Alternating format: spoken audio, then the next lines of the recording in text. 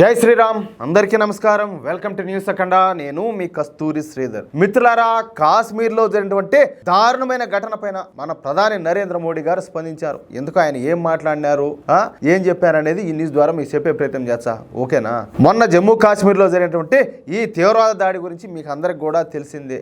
ఈ దాడులలో 26 మంది మృతి చెందగా 50 మంది వరకు తీవ్ర గాయాల పాలైనారు. ఈ తీవ్రవాద ఘటనలో మొత్తంగా 7 మంది తీవ్రవాదులు పాల్గొన్నారు. 4 పాకిస్తాన్ వాళ్ళు అయితే, 3 వచ్చేసి కాశ్మీర్కి చెందిన వాళ్ళంట. ఎవరు? ఈ తీవ్రవాదులంతా కూడా. ఇక ఈ విషయం తెలిసిన వెంటనే మన ప్రధాని నరేంద్ర మోడీ గారు తన సౌదీ అరేబియా పర్యటన రద్దు చేసుకుని హుటాహుటిన భారత్కి అయితే వచ్చేశారు. ఇక భారత్లో అడుగు పెట్టిన తర్వాత నిన్న 2 సార్లు అత్యున్నత స్థాయి అధికారులతోనూ కేంద్ర మంత్రులతోనూ అత్యవసర సమావేశం అయితే నిర్వహించారు. ఇక ఈ రోజు జాతీయ పంచాయతీరాజ్ దినోత్సవం సందర్భంగా మోడీ గారు బీహార్లోని మధుబనిలో ఏర్పాటు చేసినటువంటి ఒక కార్యక్రమంలో పాల్గొన్నారు. ఈ కార్యక్రమంలో పాల్గొన్నటువంటి మోడీ గారు మొదట కాశ్మీర్లో మరణించినటువంటి 26 మంది భారతీయులకు నివాళులు అయితే అర్పించారు. అలాగే 1 నిమిషం మౌనం పాటించి అంజలి ఘటించారు. ఆ తర్వాత ప్రధాని మోడీ గారు మాట్లాడుతా, నేను దేశ ప్రజలందరికీ కూడా ఈ వేదిక మీద నుంచి హామీ ఇస్తున్నా, అమాయకులైనటువంటి ప్రజలను ఉగ్రవాదులు అతి కిరాతకంగా చంపి ఈ దుర్మార్గమైనటువంటి దాడులకు తెగబడినారు.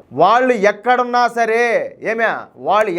సరే తీసుకొచ్చి మట్టిలో కలిపే సమయం అయితే వచ్చింది. ఉగ్రవాదులు కలలో కూడా ఊహించిన విధంగా వాళ్ళను శిక్షిస్తాం. దాడులకు పాల్పడిన వారు భారీ మూల్యం చెల్లించుకుంటారని చెప్పేసి హెచ్చరించారు. ఒక్క తీవ్రవాదులు మాత్రమే కాకుండా వాళ్లకు మద్దతునిస్తున్న దుర్మార్గులపైన కూడా దాడులు చేస్తాము, వాళ్ళందరినీ కూడా కఠినంగా శిక్షిస్తామని చెప్పేసి మోడీ గారు కఠినమైన హెచ్చరికలను అయితే జారీ చేశారు. ఈ జిహాదీ గుంపంతా కూడా ఎక్కడ దాక్కున్నా వెతికి వేటాడే వాళ్ళందరినీ కూడా అంతమొందిస్తాము. ఈ తీవ్రవాదులు వాళ్ళకు మద్దతునిచ్చే వాళ్ళు ఈసారి అయితే భారీ మూల్యం చెల్లించుకోక తప్పదు. ఈ కష్ట సమయంలో యావత్తు భారతదేశం బాధితులకు అండగా ఉంటుంది. బాధిత కుటుంబాలకు మేమంతా కూడా అండగా ఉంటాం. బాధిత కుటుంబాలను ఆదుకునేందుకు మేము అన్ని రకాలుగా ప్రయత్నాలు చేస్తున్నాం. ఈ దాడుల్లో కొంతమంది తల్లులు తమ బిడ్డలను కోల్పోయినారు, కొంతమంది మహిళలు తమ భర్తలను కోల్పోయినారు, కొందరు పిల్లలు తమ తండ్రులను కోల్పోయినారు. కార్గిల్ నుంచి కన్యాకుమారి వరకు అందరిలోనూ బాధ, ఆగ్రహం, కోపం కట్టలు తెంచుకుంటుంది. ఇది కేవలం పర్యాటకుల మీద జరిగినటువంటి దాడి కాదు, ఇది మన భారతదేశం మీద జరిగినటువంటి దాడి, మన భారతదేశం యొక్క ఆత్మ మీద జరిగినటువంటి దాడి. అంటే భారతదేశ ఆత్మ పైన దాడి చేసేందుకు శత్రువులు ప్రయత్నం చేశారు. వాళ్ళు మొన్నటి రోజు తాము అనుకునేది సాధించవచ్చు కాక, కానీ ఇప్పుడు మనం అంటే ఏంటో చూపించే పరిస్థితి అయితే వచ్చింది. ఈ పెహల్గాం తీవ్రవాద దాడిలో పాల్గొన్న వాళ్ళను, వాళ్ళ వెనుకున్న వాళ్ళను ఊహకందని రీతిలో ఖచ్చితంగా శిక్షిస్తాం. ప్రతి తీవ్రవాదిని ట్రాక్ చేసి మరీ గుర్తించి వేటాడి మట్టు పెడతాం. ఈ సందర్భంగా నేను యావత్తు భారతదేశానికి హామీ ఇస్తున్నా, బాధితులకు తగిన న్యాయం చేసే వరకు నేనైతే విశ్రమించను. అందుకోసం అన్ని ప్రయత్నాలు కూడా చేస్తున్నాం. ఈ విపత్కర పరిస్థితిని ఎదుర్కొనేందుకు యావత్తు దేశం కూడా సిద్ధంగా ఉండాలి. ఉగ్రవాదుల స్వర్గధామాన్ని భస్మీపటనం చేసే రోజైతే ఆసన్నమైంది. ఉగ్రవాదుల స్వర్గధామం ఏది? పాకిస్తాన్. అంటే ఆయన ఇండైరెక్ట్ గా చెప్పినారు, పాకిస్తాన్ ను భస్మీపటనం చేసే రోజైతే ఆసన్నమైంది.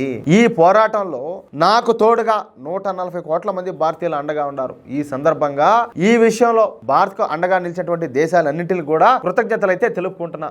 మానవత్వాన్ని విశ్వసించే ప్రతి ఒక్కరు కూడా మాకు అండగా నిలిచారు, వాళ్ళందరికీ కూడా ధన్యవాదాలు తెలుపుకుంటున్నా. ఉగ్రవాదంతో భారతీయుల యొక్క ఐకమత్యాన్ని ఎప్పటికి కూడా దెబ్బతీయలేరు. నేను మళ్ళా చెప్తున్నా, తీవ్రవాదులకు వాళ్ళని పెంచి పోషించిన వాళ్లకు శిక్ష అయితే తప్పదంటూ ప్రధాని నరేంద్ర మోడీ గారు దేశం మొత్తానికి కూడా స్ఫూర్తినిచ్చేటటువంటి ప్రసంగం అయితే చేశారు. ఆయన మాటలను బట్టి ఇజ్రాయెల్ తరహాలో భారత్ కూడా పాకిస్తాన్ పైన దాడి చేయనున్నట్టయితే కనపడుతుంది. ఆ క్షణం ఎప్పుడెప్పుడు వస్తుందని చెప్పేసి 1000 కళ్ళతో కోటి ఆశలతో ఎదురు చూస్తూ ఉంటాం. ఆ క్షణం కోసం మీరు ఎదురు చూడరా? మిత్రులారా, ఈ న్యూస్ కనుక మీకు నచ్చినట్లయితే ఖచ్చితంగా ఈ న్యూస్ నలుగురికి షేర్ చేయండి. అదేవిధంగా ప్రతి ఒక్కరు కూడా మీ యొక్క అమూల్యమైన అభిప్రాయాలను ఖచ్చితంగా కామెంట్ చేయండి. అలాగే ఇంతవరకు మీరు కనుక మన ఛానల్ సబ్స్క్రైబ్ చేసుకున్నట్లయితే ప్రతి ఒక్కరు కూడా మన ఛానల్ సబ్స్క్రైబ్ చేసుకోండి, సపోర్ట్ చేయండి ప్లీజ్. జై శ్రీరామ్.